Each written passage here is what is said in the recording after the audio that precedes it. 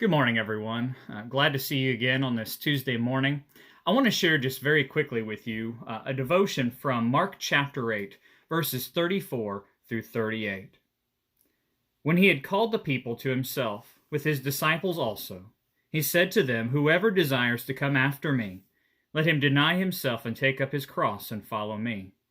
For whoever desires to save his life will lose it, but whoever loses his life for my sake and the gospel's will save it. For what will it profit a man if he gains the whole world and loses his own soul?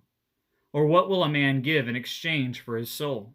For whoever is ashamed of me and my words in this adulterous and sinful generation, of him the Son of Man also will be ashamed when he comes in the glory of his Father with the holy angels." As we look at the life of Jesus this week, one of his hardest teachings is the cost of discipleship, the cost of following him. When we think about the cost of following Jesus, a lot of times we think about the cost of what that means to our schedule. We think of that somebody may think strangely of us because of things that we believe, and so we don't really pay much to be Christians today. We give maybe an hour or two. The average church attendance now is 1.5 times per month when we don't have pandemics happening.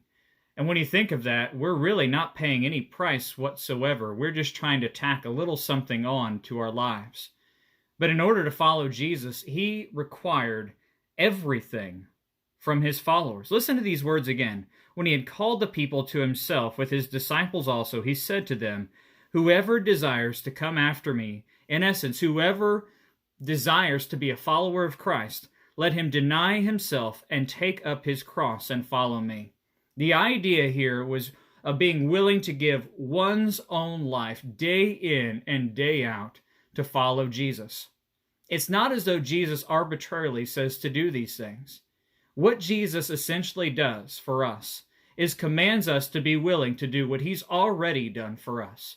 He has laid down his life for us, and he asks us to do the same thing because he paid the price. He has done everything for us, and what he asks us to do is live a life of surrender day in and day out. So what I want you to think about today and throughout the rest of this week, what is it that you have given up for Jesus?